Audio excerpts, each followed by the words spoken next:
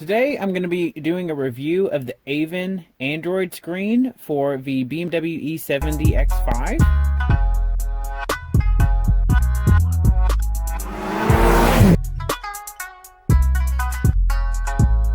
So for anyone who's familiar with an X5, you can tell that this is a much larger screen than standard, and that is because this is an aftermarket unit from AVIN. It came with the car when I bought it, so I did not have to install it, so I can't really comment on the difficulty of install. I have watched a couple of videos on it when I was researching the unit before purchasing this vehicle, and it didn't look like it was that difficult of an install at all. I'm actually probably going to put one on my E60 M5 when I pick one up, because overall I really like this screen. As you can tell right now, we are on the BMW specific screen, so it has all of the same features of the factory BMW screen.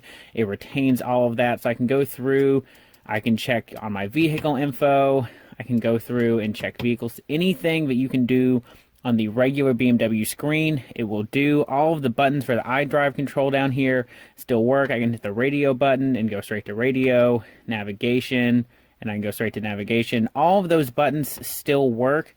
You still navigate with the Idrive controller exactly the same, but if you want to go through and use the Android side of things, you click and hold down the menu button, and it will take you over into the AVIN specific side. So they have its own little menu here. You can go through and change the settings. You can go through and you can have files downloaded on it. So for example, the previous owner has a lot of different music downloaded onto this.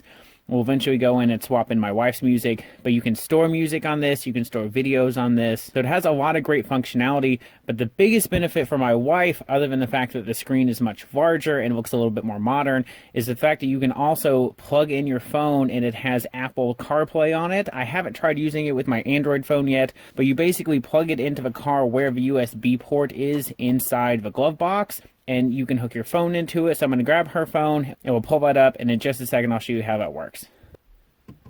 So if I go into apps and click on autoplay, so if the screen is touchscreen, one of my only complaints is you get this warning. So I'll pull up here so you can see this. So no matter how many times I click this little box to say don't ask me again and hit OK, it still pops up every time. So it's a little bit annoying. It's not that big of a deal. It only takes just one click to get rid of it. But the fact that I click it every time and it still doesn't work is super annoying. But now we have Apple CarPlay on her phone. So we can go through, we can do calling, we can do Google Maps, Pandora, whatever you can do on Apple CarPlay, this will do. It works perfectly. Have no issues with it whatsoever once we figured out how to work it. And if you want to go back into the BMW specific menu, you just click and hold the menu button, and it'll take you back over, and we're back on the BMW side. If I hit and hold the menu button again, it'll take us back to where we were. You can click apps, autoplay, and we're back to where we're supposed to be at. So you can use touchscreen on all of this. The touchscreen is really nice. You know, it has very quick connectivity. It'll work every time I push it. So we're back on maps, on calling. So it works quickly, it works well, and of course you can still use the Idrive controller if that's something that you're used to, whichever one you prefer. Now, one issue we had with this when we first got it and we weren't sure what was going on is we'd have issues where we would click on it and it would be playing in the Apple CarPlay, so we could see it was playing but no sound was coming out. So it took me a second to duplicate the problem because I couldn't remember exactly what the issue was. But we were having a problem where the music would be playing on Pandora, it'd be showing up on there that the music was actually playing, but it wasn't coming out of the car speakers. And the problem was, if you're hearing CDs, so there's a song playing on her phone right now. Let me see if I can pull it up and show you. So on her phone, there's a Pandora advertisement playing right now, but it's not coming out of the speakers.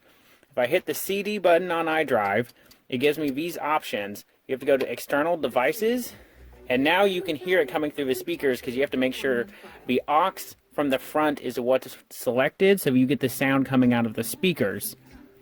So I'm going to turn that off so we don't get in trouble for playing some sort of song that I'm not paying for. That was the only problem, is to make sure that we're using the aux that is in the glove box, and that's the actual output we've selected for the speakers. Once we figured it out, everything's worked perfectly. So the only complaint we've got right now is that little warning that pops up, which is pretty annoying. And it does this weird thing where if I press the M button, it'll take me back to the BMW side, And if the music keeps playing, it's fine. It's not a big deal. It just takes you back to the BMW side. And if you go into reverse, it'll turn the music off. I'm not sure why it does that. I don't know what it is. I think it's because it pulls up the backup camera and it wants you to focus. But if you put it in reverse, the music goes off. It just pauses it for you. You have to go back in and hit play again. It's not usually a big deal because if you're in reverse, you're probably parking and about to get out of the car anyway. And if you're backing out of a parking spot to begin with, you probably don't have your music playing yet. So it's not something that is usually an issue, not something that's ever going to keep me out of buying this unit. I will definitely get this for my E60 M5. But for $500, I think it adds a lot of modern functionality and look to the interior of the car. It makes it look much newer. It makes it much more usable because we can use all of the apps through our phone. Functionality of it should last for quite a while, but because as apps update on the phone, it'll just continue using that same Apple Carplay, and it'll just use a better version of Waze or Maps or whatever we're going to use. So we retain all of the BMW functionality with also gaining all of this added functionality. You can also connect the car to Wi-Fi. So if you are at somebody's house or you're by your office or whatever, or if you want to hotspot your phone, you can connect the car to Wi-Fi and use all of these apps. You can check your email, Maps, Chrome, whatever. You know, I don't see how that's any easier than just using the CarPlay. But if you're parked and you want to hotspot through the car and you want to use this for something, you know, you can watch TV or do whatever you want through the screen. I wanted to give you guys a quick shot inside the glove box. So you can see we have a USB port. The factory one on top is still retained, and we have that lower one down there where her phone is actually plugged into the system. So they added in a second USB port with this system. So you retain the factory one and add another one for the AVIN screen. And then that's auxiliary right there. So all you have to do if you wanted to use your own aux cord for some other reason, you just unplug the AVIN aux cord right there, and you can plug into the factory system and use the BMW aux system instead of using the AVIN aux system if you want to avoid the Android screen for some reason. But it's nice that it retains some of the factory functionality while also having the added Android functionality.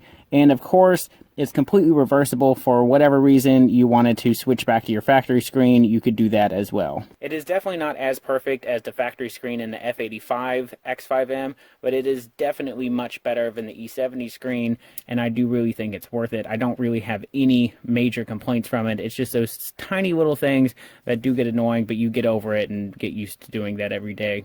And of course, you have the ability to do Bluetooth through this. You can do Android connectivity through this, so you have a lot of different options, and really I think it's a really nice screen. So if you guys have any questions or comments about how we like it, or does it do this or does it do that or whatever in the comments, of course feel free to ask those below. Hit that subscribe button, and I will see you guys next week.